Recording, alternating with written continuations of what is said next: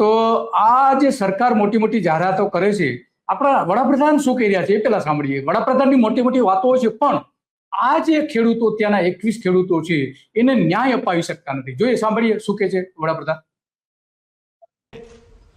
दुनिया की हर सभ्यता के साथ रहे तो इसके पीछे भारत की समुद्री शक्ति की बहुत बड़ी भूमिका थी। लेकिन गुलामी के लंबे कालखंड ने ना सिर्फ भारत के इस सामर्थ्य को तोड़ा, बल्कि समय के साथ हम भारतीय अपने इस सामर्थ्य के प्रति उदासीन भी होते गए। हम भूल गए कि हमारे पास लोथल और धोलावीरा जैसी महान धरोहरें हैं जो हजारों वर्ष पहले भी समुद्री व्यापार के लिए मशहूर थी। हमारे दक्षिण में चोल साम्राज्य, चेर राजवंश, पांड्य राजवंश भी, जिन्होंने समुद्री संसाधनों की शक्ति को समझा और उसे एक अभूतपूर्व ऊंचाई दी। उन्होंने ना सिर्फ अपनी समुद्री शक्ति का विस्तार किया, बल्कि इसकी मदद से दूर सुदूर के देशों तक व्यापार को ले जाने में भी सफल रहे। छत्रपति शिवाजी महाराज ने भी एक सशक्त नौसेना का गठन किया और विदेशी आक्रांताओं को चुनौती दी। ये सब कुछ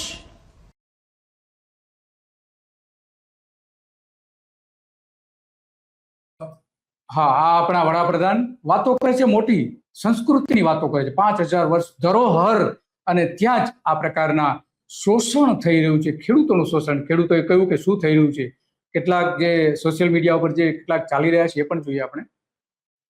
તો આ આપણા મુખ્યપ્રધાન ત્યાં જોઈ શકીએ છીએ. મુખ્યપ્રધાન પોતે પણ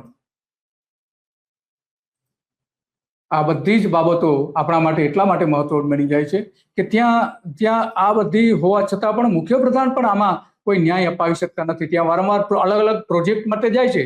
ત્યાંના અદાણીને 500 ચોરસ કિલોમીટર જમીન આપી દીધી છે, પણ આ ખેડૂતોને કશું જ આપવા તૈયાર નથી. એને જોઈ રહ્યા છે આપણે. જો 5 થી 5000 ધોળા જે હતું, અને લોથલ સહિત ગુજરાતના 602 હડપ્પન સંસ્કૃતિના સ્થાન હતા, અને ત્યારે ગુલામોનો વેપાર થતો હતો.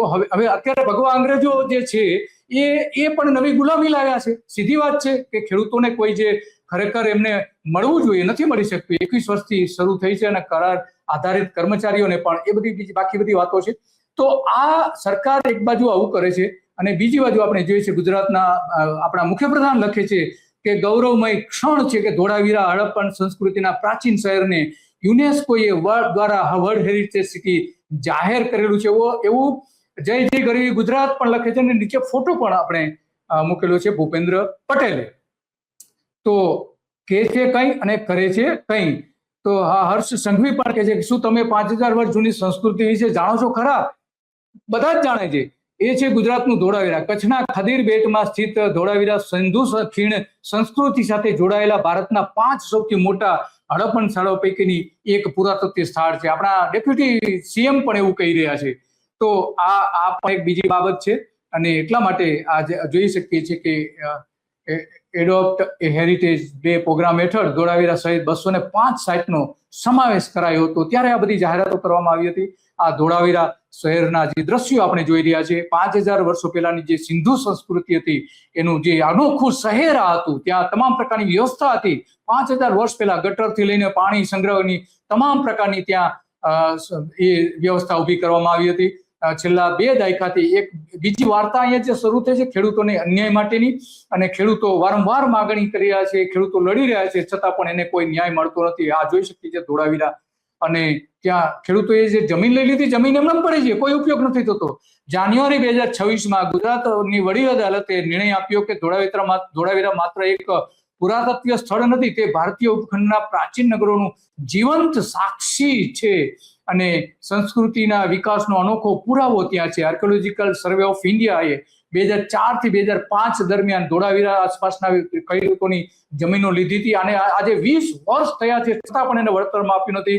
જે હેતુ હતો પુરાતત્વીય સ્થળો ઉપર, આ જોઈ શકીએ છીએ વારસાનું ગૌરવ વધ્યું છે એવું આપણા ગુજરાતનું માહિતી ખાતું સરકારની જે પ્રસિદ્ધિ કરે છે એ વાત કર્યા છે. વર્લ્ડ હેરિટેજ સિટી, 12 લાખથી વધારે પ્રવાસીઓ, આવા ઐતિહાસિક પ્રવાસીઓ ત્યાં જોડાયા હતા એવી પણ એમાં વાત કરવામાં આવે છે. વાત છે એ આપણે એટલા માટે કરવી પડે છે કે સરકાર જે કહે છે કંઈ અને થાય છે જુદું, એટલું એ આપણે સ્પષ્ટપણે જોઈ શકીએ છીએ. ત્યાંના જે એડવોકેટ જે કોર્ટમાં કેસ લડતા હતા એ શું કહે છે પણ સાંભળીએ. માંડવી કચ્છ. રાજકોટમાં એવું છે કે પુરાતત્વ વિભાગ દ્વારા ધોળાવીરાની જમીન સંપાદન કરેલ અને 2005માં સંપાદન 2005માં સંપાદન કરી હતી. 21 ખેડૂતોની ત્યાં જમીન હતી, એમાં 9 ખેડૂતોની 125 જેટલી જમીનો હતી એવું એમનું કહેવું છે. અને એ જે કહી રહ્યા છે એ પ્રમાણે જોઈએ તો 64 પૈસા પ્રતિ ચોરસ મીટર જેટલી જમીનનું વળતર. 64 પૈસા, 1 ચોરસ મીટરના 64 પૈસા. અને અમદાવાદમાં 1 ચોરસ મીટરનો ભાવ છે 3 લાખ રૂપિયા. પરિણામે કોર્ટનો દરવાજો એ લોકો ગયા હતા અને ન્યાય અને સહકારની જવાબદારીનો પ્રશ્ન બની ગયો હતો. લાંબી કાનૂની લડત પછી 2023માં સ્થાનિક કોર્ટ દ્વારા મહત્વનો નિર્ણય લેવામાં આવ્યો હતો. વળતર વધારીને 9 રૂપિયા 57 પૈસા પ્રતિ ચોરસ કરી આપવામાં આવ્યું હતું. અને આર્કિયોલોજીકલ સર્વે ઓફ ઇન્ડિયાને આ વધારાનું વળતર ચૂકવવાનો આદેશ આપ્યો હતો આર્કિયોલોજીકલ સર્વે ઓફ ઇન્ડિયાને. પરંતુ આ નિર્ણય પછી ખેડૂતોને તરત જ ન્યાય મળ્યો નથી, આજે પણ મળ્યો નથી. 2023 થી લઈને આજ સુધી એએસઆઈએ આ આદેશ સામે કોર્ટમાં અપીલ પણ કરી હતી અને અપીલ કરવામાં મોડું કર્યું હતું. 718 દિવસ મોડું કર્યું હતું, 2 વર્ષ. અનેક વખત ખાતરી આપી છતાં પણ એ આ બધી જ બાબતો કંઈ આગળ થઈ નથી અને એટલા માટે આપણે આ બધી જ બાબતો રજૂ કરવી પડે છે. અને અંદાજે 4 થી 5 વખત અંડરટેકિંગ પણ આપ્યું હતું છતાં પણ એમાં કંઈ થયું નથી, એ પણ આપણે જોઈ શકીએ છીએ. અને એટલા માટે જાન્યુઆરી 2026માં ગુજરાત હાઈકોર્ટે પણ 2 દાયકાથી વધુ સમયથી ખેડૂતોને યોગ્ય વળતર ન મળતું અને ન્યાયની ભાવનાથી ઠેસ પહોંચી છે એવું સ્પષ્ટ કર્યું હતું. ને કોર્ટે દંડ ફટકાર્યો હતો એએસઆઈના અધિકારીઓને, વ્યક્તિગત 1 લાખ રૂપિયાનો દંડ આપ્યો હતો. દંડ ભૂલી જનારા અધિકારીઓની વસૂલ કરવાનો આદેશ પણ આપવામાં આવ્યો હતો. આ સાથે કોર્ટે આ રકમ 3 અઠવાડિયામાં એક્ઝિક્યુશન કોર્ટમાં જમા કરાવવાનો આદેશ આપ્યો હતો. 2025માં એક કોર્ટ દ્વારા એએસઆઈ માટે પણ કહ્યું હતું. આ એડવોકેટ શું કર્યા છે પણ આગળ જોઈએ. અને જે તે વખતે 0.64 પૈસા પર ચોરસ મીટરે ચૂકવણો કરેલ અને એમાં ખેડૂતો નારાજ થઈ અને નામદાર બચાવ કોર્ટમાં કેસ દાખલ કરેલ અને 31/7/2023ના રોજ હુકમ થયેલ અને એ હુકમમાં નામદાર કોર્ટ દ્વારા 9.57 પૈસાનો ચૂકવણો કરેલ છે. અને એ ચૂકવણોનો હુકમ કર્યા બાદ રાજકોટ કોર્ટમાં અમે તામીલ દાખલ કરેલ અને ત્યારબાદ પણ આજે 3 વર્ષ થઈ ગયા છે. આ પુરાતત્વ વિભાગ દ્વારા કોઈ રૂપિયા ચૂકવણો ખેડૂતોને કરેલ નથી. કોર્ટે એમને આદેશ કર્યો છે જપ્તી વોરંટનો. આજ રોજ જપ્તી કરવા માટે અમે અને કોર્ટના અધિકારી શ્રીઓ આવ્યા છીએ અને આજે જપ્ત કરશું.